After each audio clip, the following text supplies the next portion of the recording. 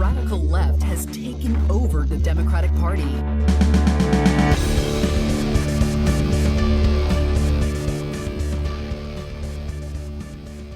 Hello and welcome to Think Progressively, covering politics and all the other chaos life has to offer. This is episode 25, recorded on Thursday, February 18th from Milwaukee. I'm Joe. And I'm Jason. And on today's episode, we examine if the Green New Deal is responsible for the current power outages in Texas. I reckon it's not, partner. Beautiful. I love it. Totally in good taste. The fact is that everything he's saying so far is simply a lie. I'm not here to call out his lies. Everybody knows he's a liar.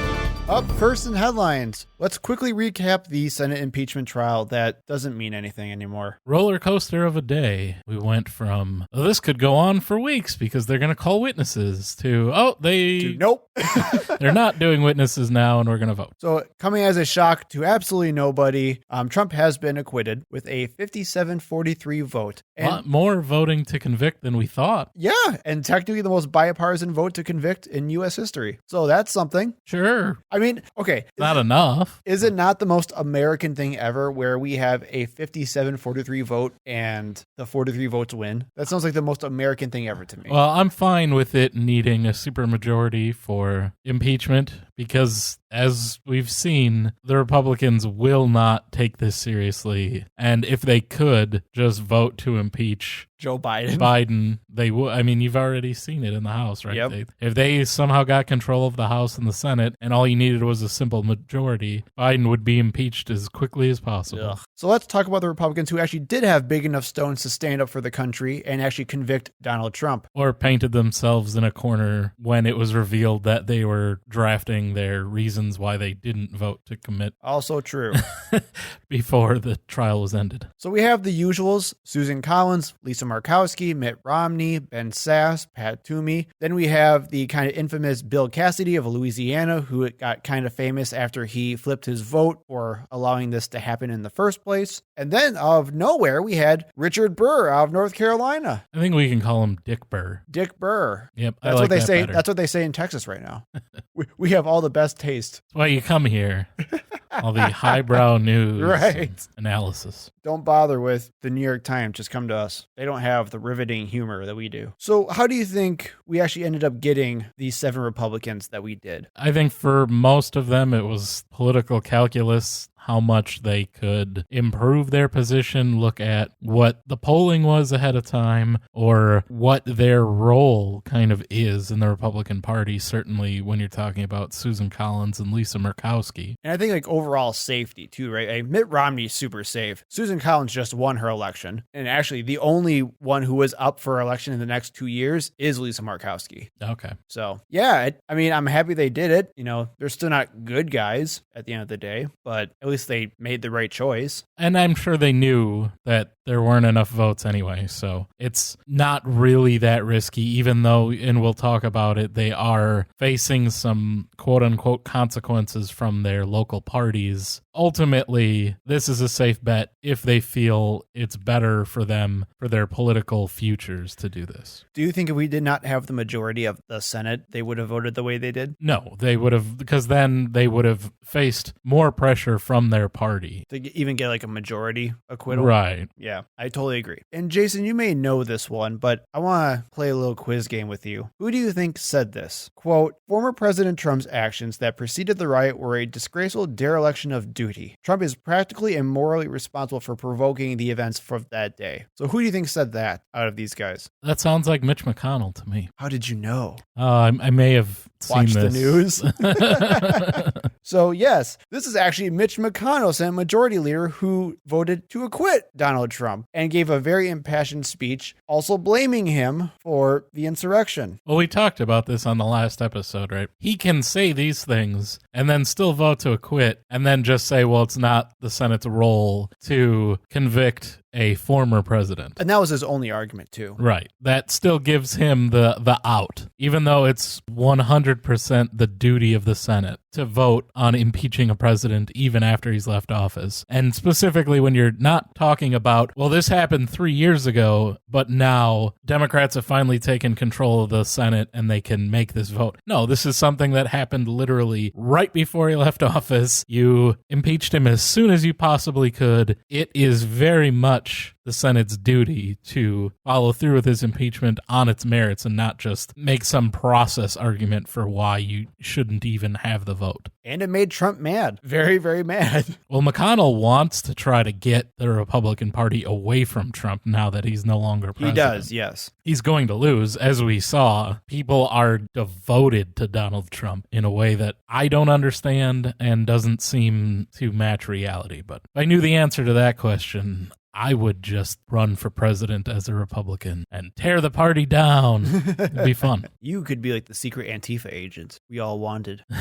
That people thought Trump was early on when he was running. Right. He's really a Democrat. He's just doing this to mess with him. And then, as we said before, the Senate did vote to allow witnesses in a crazy roller coaster of a day on a 55-45 vote. However, the House managers and Trump's attorneys reached an agreement to bypass witness testimony. The whole idea was that the House managers wanted to get a statement from Representative Jamie Butler from Washington into the record as evidence. She was told about a call between Trump and Kevin McCarthy, which is the GOP House minority leader, where he basically just cussed him out. It was a pretty fun time. But unfortunately, they said no to witnesses at all. Jason, do you think this was a smart or dumb move on the Democrats and House managers? If they were going to just settle for a deal, I don't see why they even needed to go through the process of publicly calling for the vote. To me, it makes them look stupid. I did not like the idea. It did not make them look organized. It's a weird, we gave the GOP a random win in the middle of this, and I don't know why we did that. The only thing I've seen for arguments are, well, they said that they would just keep calling witnesses forever, and they would call Nancy Pelosi and everybody else and just make a giant mockery. So let them. Well, and they'd also try to hold it up in courts, too, with litigation. I mean, literally, McGahn's impeachment testimony is still being litigated right now from the last impeachment. That's how bad this is. So I get the idea of not wanting to do it. I just think they shouldn't have called for witnesses at all then. Right. So they did get Butler's statement into evidence, and I do want to quickly read that for you as well. According to Butler's statement, she says that Trump told McCarthy, quote, "Well, Kevin, I guess these people are more upset about the election than you are." And that was in context of a very heated conversation where Trump was saying things like, "Who the fuck do you think you're talking to?" and just overall yelling and screaming at him throughout this whole thing. This is kind of crazy, but I guess on par. Are you surprised at all? No, I'm not. What I would have expected Trump to say in that situation, we already said it was reported that he was happy. Yes. That all of the violence and rioting was taking place inside the Capitol. And even in that call, he was still blaming Antifa. Yeah, that was happening. To Kevin McCarthy on a closed call. Of course, because that's what Fox News was reporting right away, too. So that's where he gets his news from.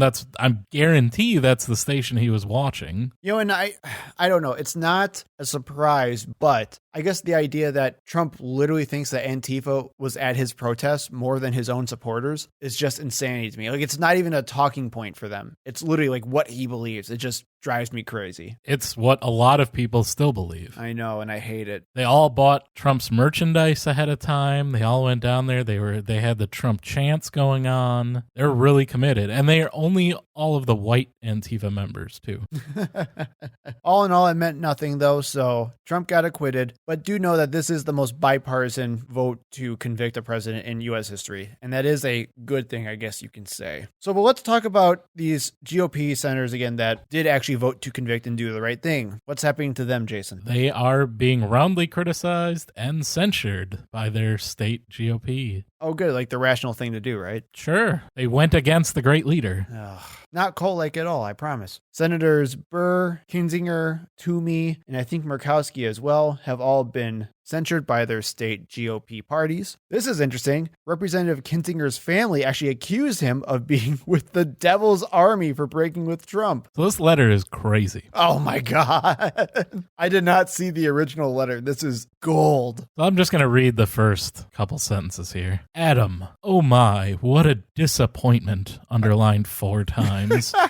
You are to us and to God. Also underlined. underlined. Exclamation points. We were once so proud of your accomplishments. Instead, you will go against your Christian principles and join the devil's army, in quotation marks, I guess, in parenthetically, Democrats and the fake news media. That's the devil's army. We're not in, well, technically, are we Democrats? I don't know. I mean, I would say, yeah. How do you call yourself a Christian when you join the devil's army believing in abortion? So did this just come out during the... I don't get what that has to do with the Capitol riot, but or voting to impeach Donald Trump. But whatever. Wedge issue, right? And Gotta bring it up. immediately after, just President Trump is not perfect. But neither are you. It's a very long letter. There's a very lot long of letter. underlines. There's a lot of parentheses. Oh, it's a lot of God. There's John 3:16 in there. Savior. This is born again. Oh, this is great. Ultimate sin. Wait, what's the ultimate sin? Abortion. Oh, abortion. Okay. And socialism. Socialism, the ultimate sin. Jesus was a capitalist. He charged for all those miracles. It's not in the book, but there was some money was exchanged. You've lost the respect of Lou Dobbs, Tucker Carlson, Sean Hannity, Laura Ingraham. Is that Greg Kelly? It's another Fox News guy, etc. So you can see, these are you say Christian, but what they mean by Christian is Fox News. Those are their gods right there. Yep. Most importantly, in our book, Mark Levin and Rush Limbaugh and us. You just and. Well, that didn't age well. Yeah. If anybody knows about the Devil's Army right now, I hope it's Rush Limbaugh. You have embarrassed the Kinzinger family name. So much underlining. I know, it's great. We are not judging you. This letter is our opinion of you. Well, that's what that is. And of course, it's a Karen. Literally, her name's Karen. Perfect. What's the PS? For your information, many more family members feel the same as we do. Oh, thanks.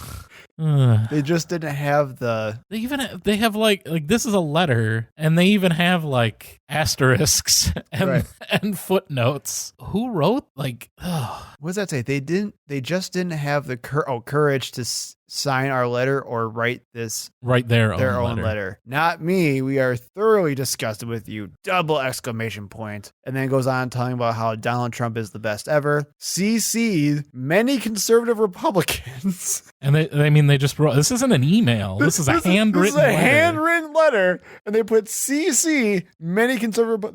They're CCing other Republicans in this handwritten letter, I guess. Carbon copy. That's how you do it, right? You just write CC. And then puts the footnote that Trump has done more, and then she screws up.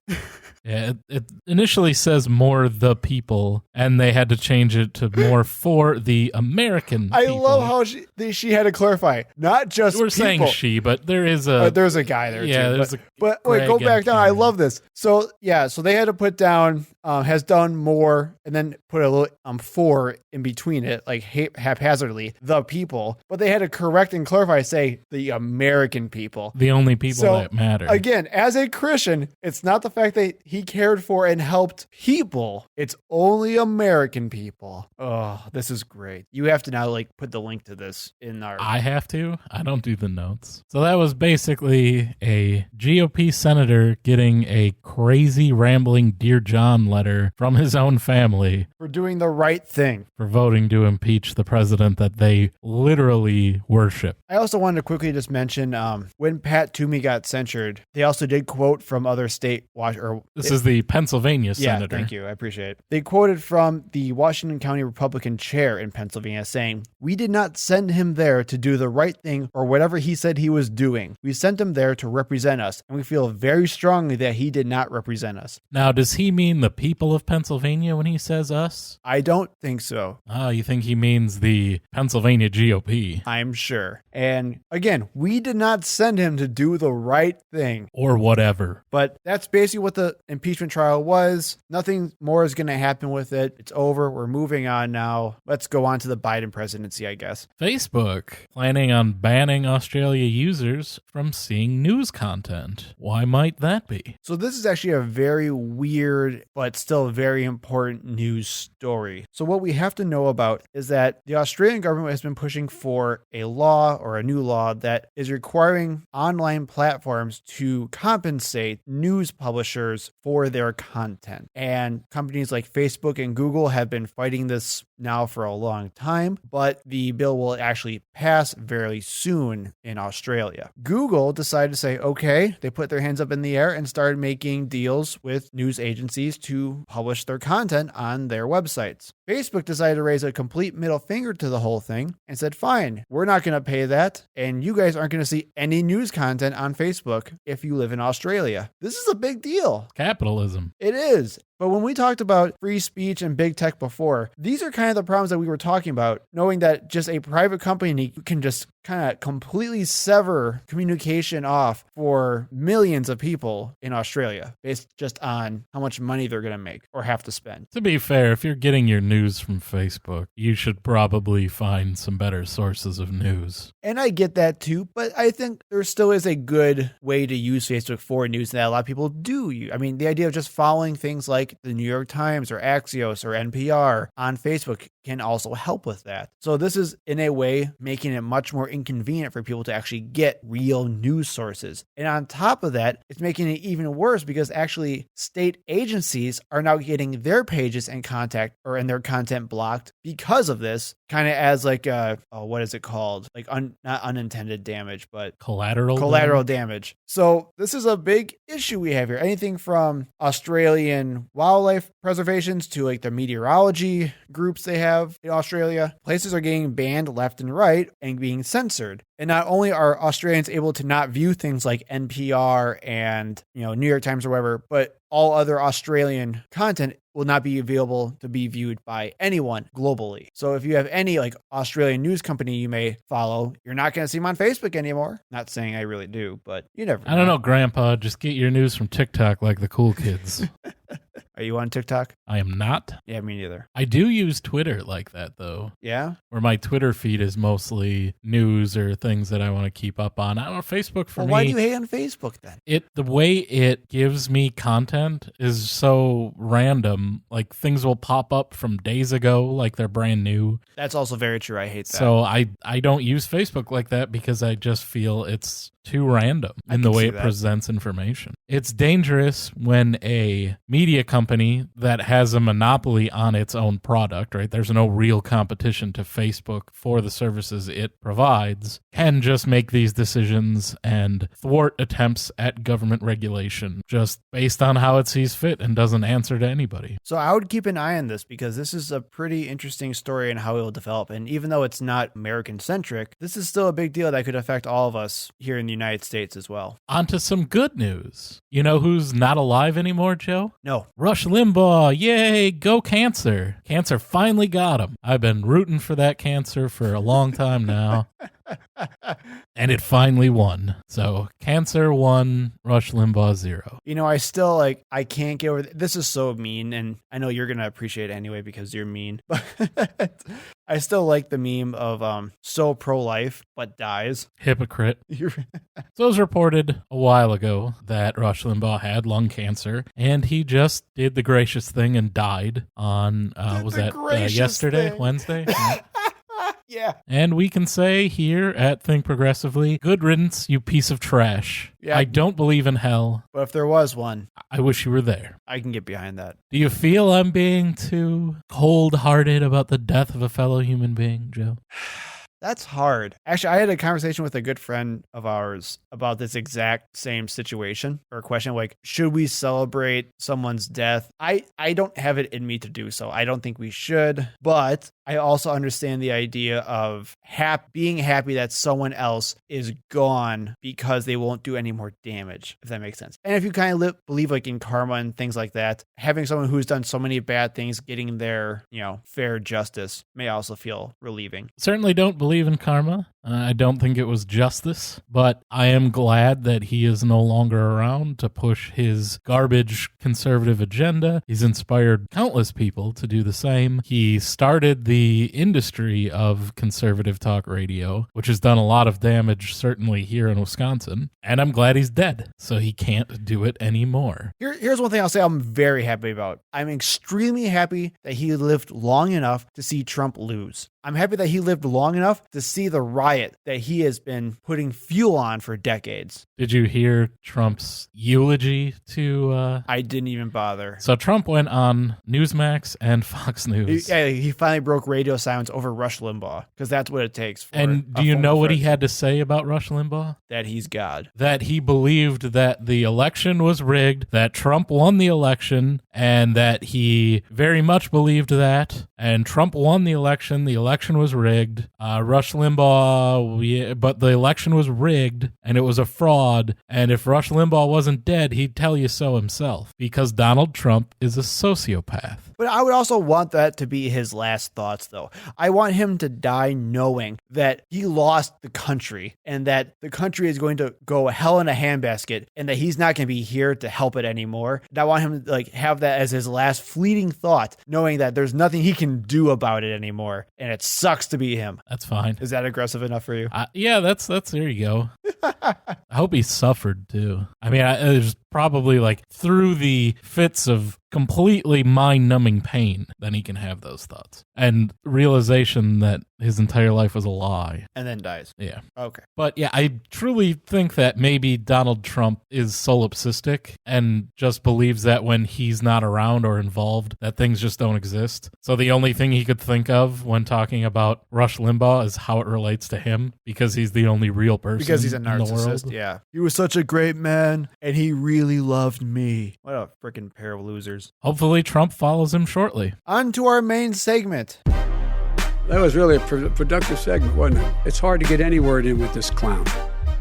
So what in tarnation is happening in Texas? The stars at night are freezing cold deep in the heart of Texas. Yes, they are. It is certainly easy for us here in Wisconsin to turn down our noses at the southern states when they get an inch of snow and it snarls traffic. And we do. And we certainly do. It is literally a part of Midwestern culture to show dominance, that we can survive in cold weather. Even though the first time it snows every year, we complain about it so much. There's also cars and ditches everywhere. Yep. But this weekend, Texas suffered some record-setting low temperatures across the entire state. And not just Texas, a lot of southern states did. It was across the entire country, pretty other than Right. Florida. Right. But something about Texas made it exclusively bad. So, when the storm was kind of at its height, Sunday night into Monday morning, you had massive power outages that occurred across the majority of the state of Texas. Those power outages lasted days and are still going on currently. This is Thursday. People have been without power. There's rolling blackouts. People are freezing to death in their homes. Water pipes are bursting and freezing, and it's been declared a state of emergency. Texas is known as the largest energy producing state in the country. So how did this happen? Well, according to Republicans and Fox News, the power outages were all caused by Democrats, liberals, Joe Biden, the Green New Deal, clean energy, and whatever you can think of. And Alexandria Ocasio-Cortez. Because screw it, why not? She is the right-wing boogeyman.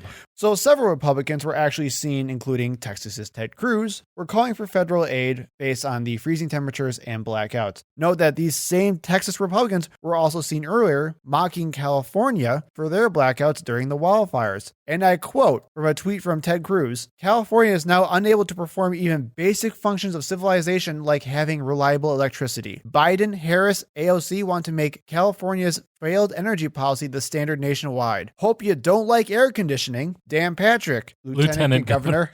not the former ESPN host. Was also shown on August 20th of 2020. This is what happens when the Democrats are left in charge. Why California's liberal climate policies are causing electricity blackouts, and has a link to a Forbes article. And then also Attorney General Ken Paxton of Texas. California's politicians did this, not the heat. And we also had Cyclopean Representative Representative Dan Crenshaw of Houston on Twitter saying, Alexa, show me what happens when you let Democrats control energy policy. Very, very humorous, Dan. That's almost as good as his ad that he ran. When he was like a action hero fighting Yeah. Antifa, Mission Impossible style. And of course, these tweets aged really well, right, Jason? Sure.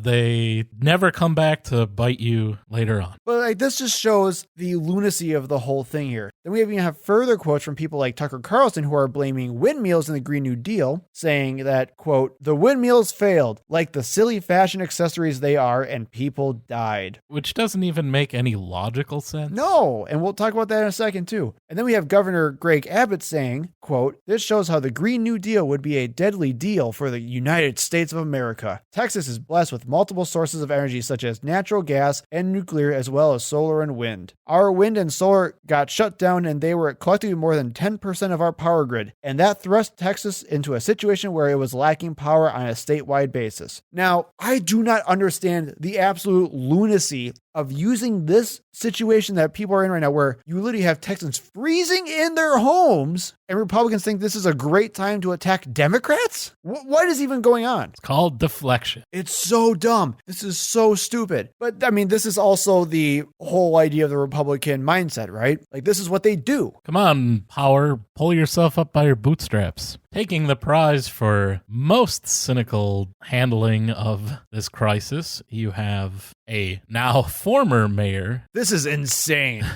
of Colorado City, Texas, Tim Boyd, stating that it is not the local government's responsibility to support you during trying times like this. Sink or swim, it's your choice. No. We are reading this rant, this incoherent rant, because we're going to have a record for crazy rants we're going to read in one episode. The city and county, along with power providers or any other service, owes you nothing. I'm sick and tired of people looking for a damn handout. Only the strong will survive, and the weak will perish, spelled like church parish and not like when you die, which is what is happening to people. Now he's saying that was taken out of context, even though he did resign. No, hold on. We're not done yet. You ready? Quote. Now, Greg, this is like in some crazy Facebook post that this guy put, and the grammar is absolutely terrible. I'm going to read it as is. If you are sitting at home in the cold because you have no power and are sitting there waiting for someone to come rescue you because you're lazy, is direct result of your raising. Only the strong will survive and the weak will perish. This is insane. Sink or swim. It's your choice. Like, God has given us the tools to support ourselves in times like this. What? This is sadly a product of a socialist government where they feed people to believe that the few will work and others will become dependent for handouts. I can't believe any of this. I can't believe a mayor said any of this. What would you do if your mayor said something like this while you're literally freezing in your house? Well, living in a smaller city as I do, I would probably go to his house And beat him up. and steal all of his blankets and anything he has that's keeping him cold and explain that this is me providing for myself and that he should ask God to protect him or maybe get up off of his lazy ass and go work for energy. It doesn't even hold up if I know. you try to. You just grab a gun and start and just rob his house and just go, don't worry, I'm a libertarian.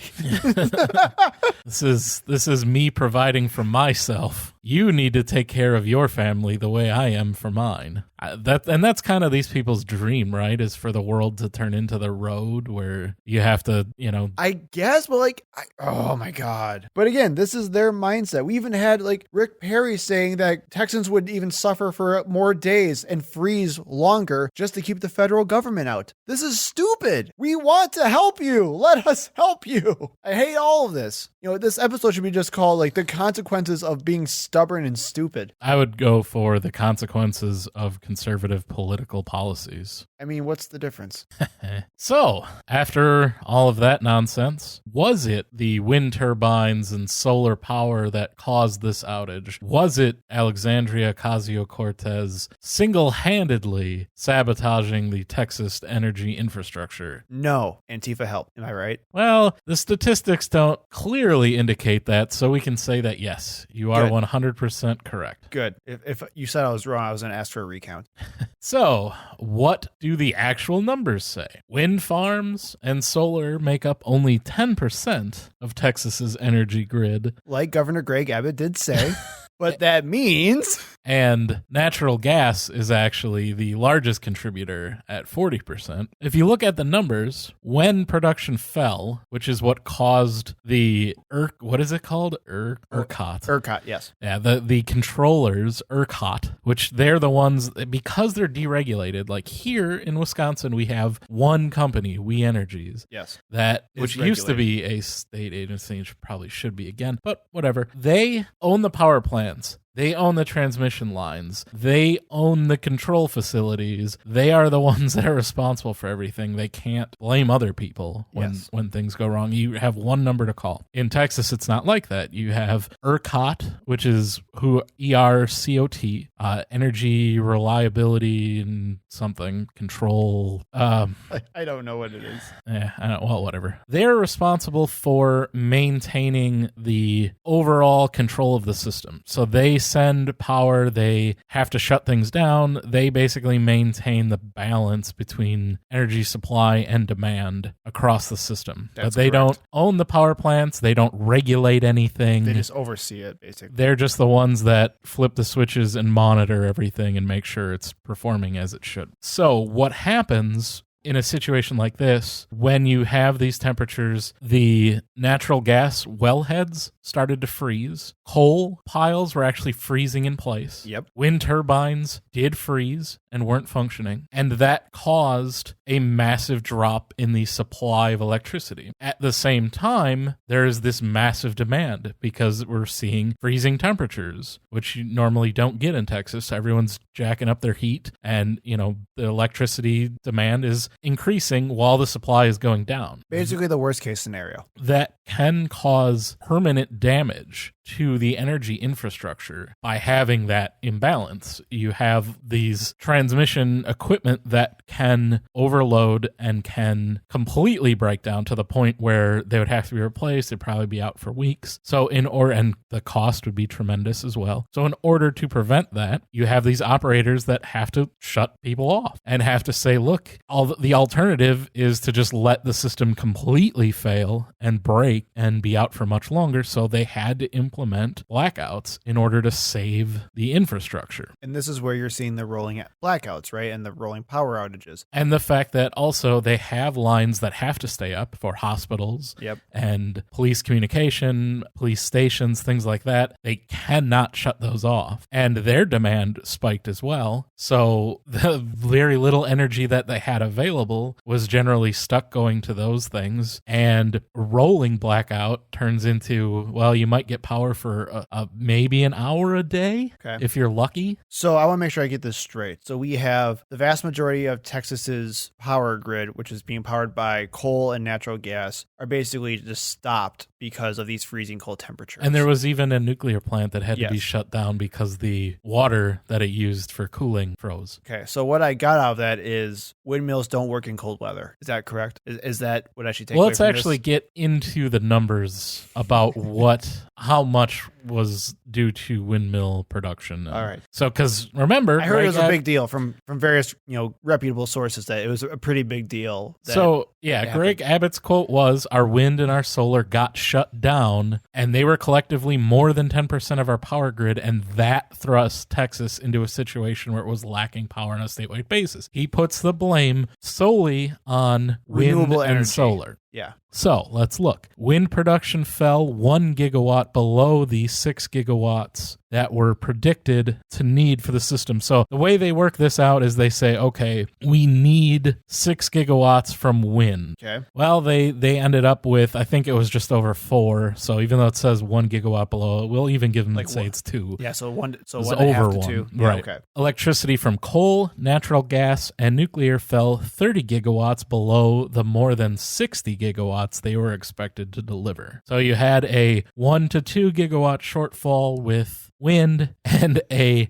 30 gigawatt shortage between the thermal energy sources, natural gas, coal, and nuclear. And actually, even though it was blamed for this outage, solar exceeded the 0.3 gigawatts that it was counted to deliver. And that's where you're probably seeing a lot of people say that solar actually exceeded their expectations. Is that correct? Correct. Okay. Now, there is the issue where solar only produces during the day. Yeah. So during the night, you're not counting on solar, but that's built into the plan is you're not getting anything from solar. Well, during and this that is time. such a weird talking point from Republicans anyway, because Texas is becoming one of the leaders of putting renewable energies to work. I don't even understand why they're even using this to attack it, because this is becoming a big investment that Texas is making because it's working very well and it's profitable for its own state. And to even blame the technologies themselves for failing, like I wouldn't say, because you see this too a lot from the left now, is them saying, no, the problem is the thermals. We should have more renewables, which like there's a many different reasons that you would say that. Yep. But because the coal and natural gas and nuclear did not deliver during this storm is not an indictment on those systems. We are sitting right now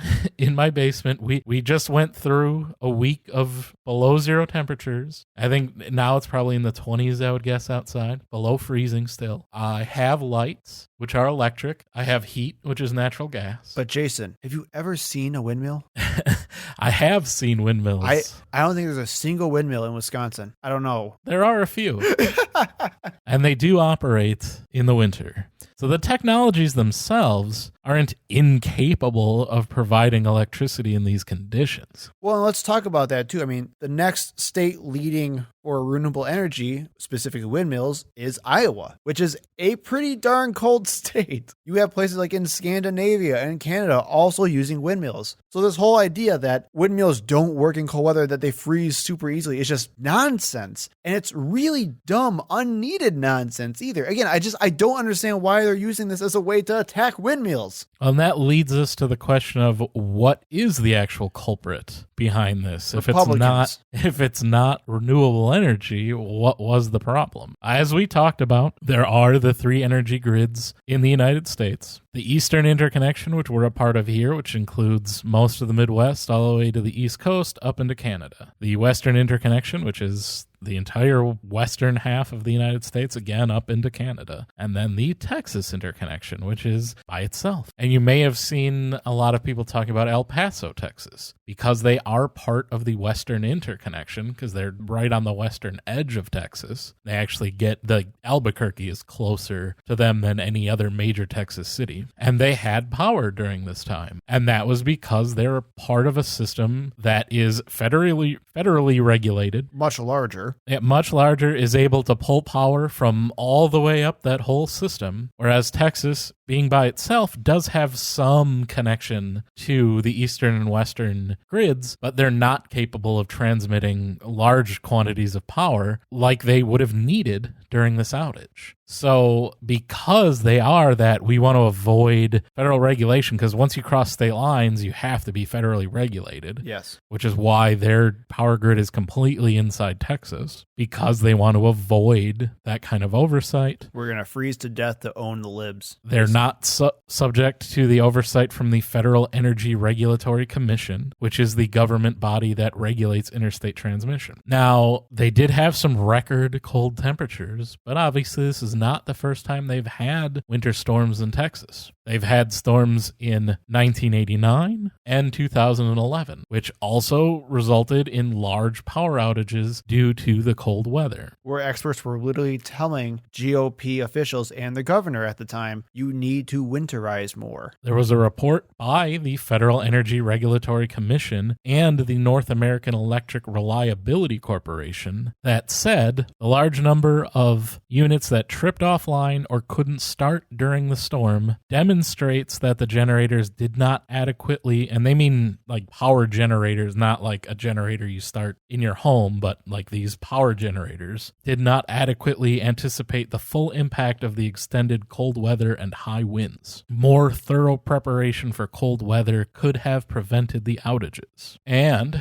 if you're thinking, well, they thought this was a once-in-a-lifetime event, and now that it's happened twice, they'll probably, get their act together and actually start doing the work. Well, after the 1989 storm, where wind chills reached 14 below zero and forced power plants to operate below capacity or failed to start altogether, much like we had now, same story. Regulators issued a slate of recommendations aimed at improving winterization. These recommendations were not mandatory, and over the course of time, implementation lapsed. That was actually in the 2011 report that they talked about. Hey, we told you guys last time, and this is even before the modern Texas grid was built, which was done in the 90s. Correct. So they could have built it with this in mind, and they didn't. They started to use these best practices, but as time went on, and you didn't get a winter storm, they stopped doing it because there was no one to tell them that they had to.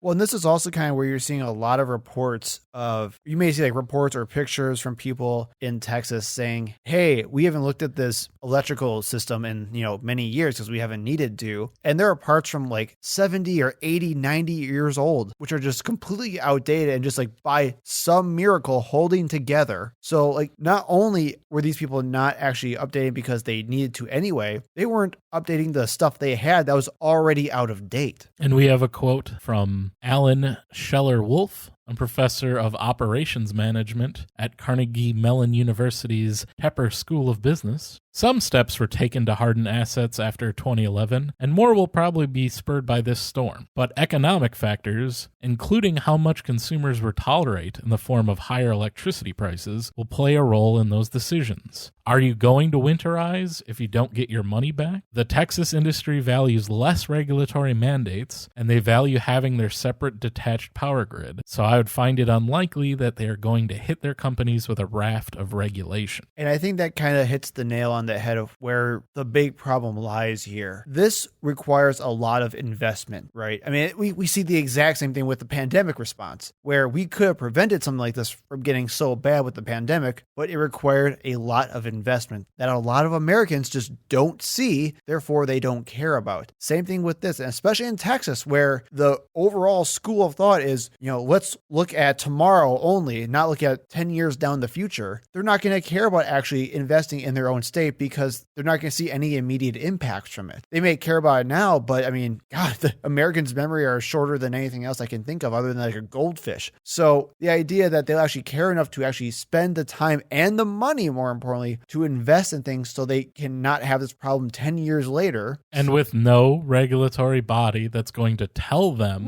that they have to do it, and that if they don't follow these guidelines, they can't build and they can't transmit power. All you get is a set of recommendations or best practices that they don't have to follow. Exactly. I mean, you've seen things like Governor Greg Abbott say, I'm opening an investigation into ERCOT. I mean, great, but for what? Like they did what they're supposed to do. Right. This is just common practice. You wanted them to do it how they've been doing it for the last 10, 20 years. You didn't learn from your mistakes prior. This is what happens. And as we talked about, they don't own the plants. They don't own the lines. They just oversee things. There's nothing they can do about it. Right. They don't have any say into how any of this stuff is built because it's all deregulated. So what do you think Texas is actually going to do with this? Like, what do you realistically think is going to happen? Exactly what the professor from Carnegie Mellon said. They'll make some changes right away. Next year, we won't get a storm. They'll stop doing it. Anytime new lines are run, anytime new plants are built, they won't think about it because it won't be a regulation. It won't be a law. And they'll be fine for 5 years until we get the next, although with climate change, who knows if it'll even be that long. And then we'll be back to the same situation when it happens again. And that's another thing, bringing up climate change. That's another reason why conservative policy and Republican policy is to blame here. If you don't think climate change is real, you don't take the idea seriously that these types of events are going to happen more often. Why do we keep getting... I hadn't heard the term polar vortex growing up here in Wisconsin up until the last 5 years. And then you hear it constantly. I'll say every other year now. Where the polar air is not staying staying over the North Pole like it traditionally does, and you get these jets that come down, and this one covered the entire country. And this seems to be happening about every year. And you keep voting for people that tell you it's all fake news. I mean, we literally went through the reactions. And then they just fly to Cancun with their family. And I was just going to say, we didn't even talk about Ted Cruz going to Cancun. How did we not mention Ted Cruz in all this, Jason? That's what happens when your state is suffering one of the worst crises it's been through in recent times, and you're an elected official. You flee the state for warmer and better climate. And then also blame it on your family when somebody calls you out on it, and then say, no, actually, I wasn't going on vacation, even though I had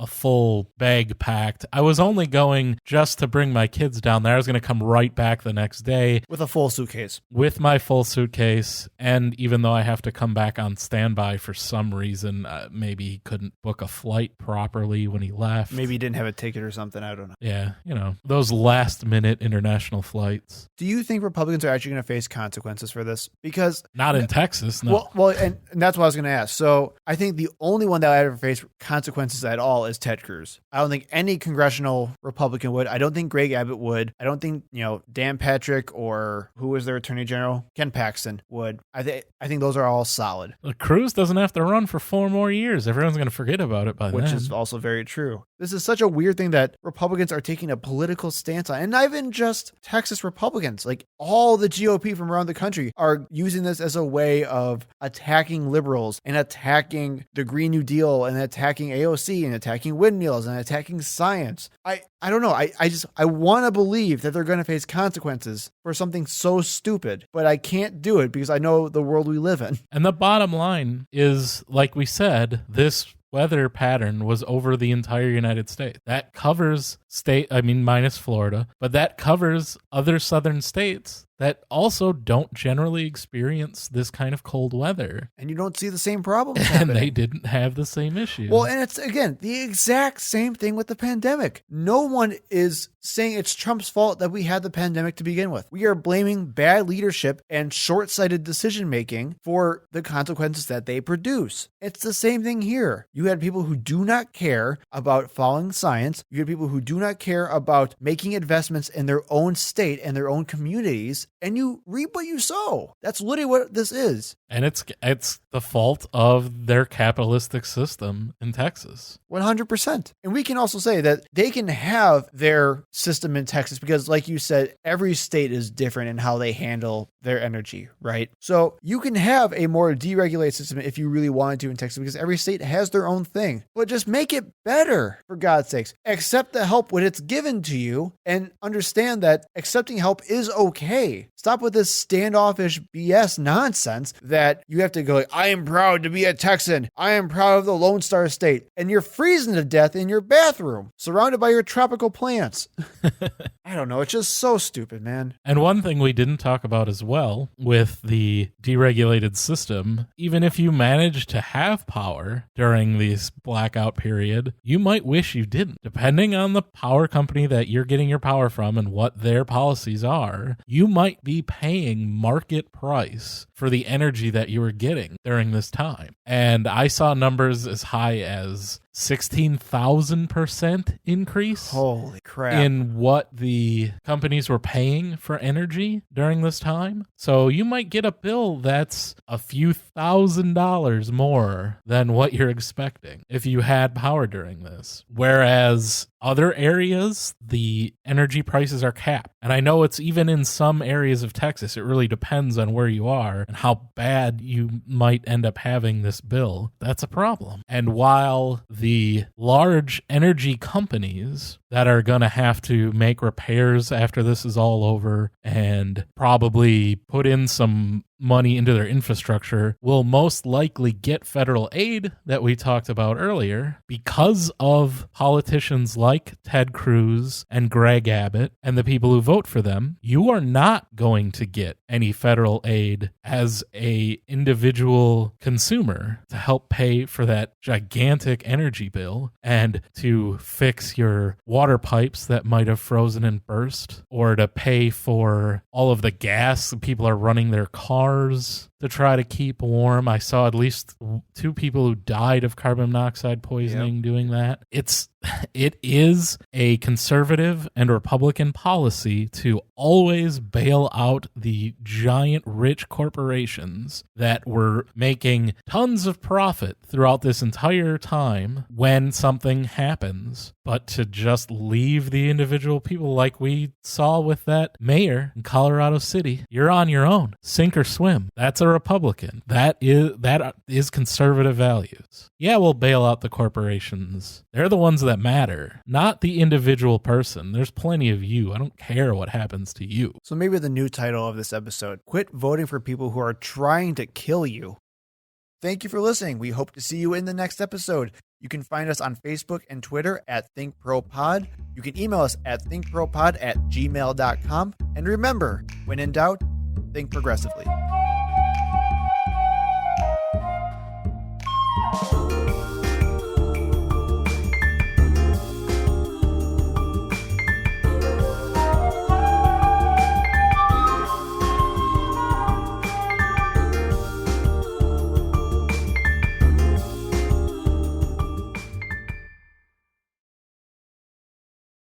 Yeah, Senators Burr and Kinzinger, Burr, Kinzinger. Come on. Which Burr? Are there multiple Senator Is Burrs? it Bill Burr? Oh, is it Bill Burr? Yeah. He's a comedian. Oh, that's who he is. I just wanted you to say Dick Burr. Got it. I missed the joke. I'm sorry. You want to do your story? No, we shit on it? Or no? you don't have to All do right. it. I just threw it on there for fun. We have more than enough. The emoji isn't cool anymore. When I was a kid, we had emoticons, and that was good enough. You wanted to do a smiley face, you used a colon and a parentheses, like a man. Like a man. not these gender neutral. Pick your picture of a smile. That's the whole point of them, though, right? Is that it's made with like punctuation. They're fun. When it's just a picture of a face, it's just stupid.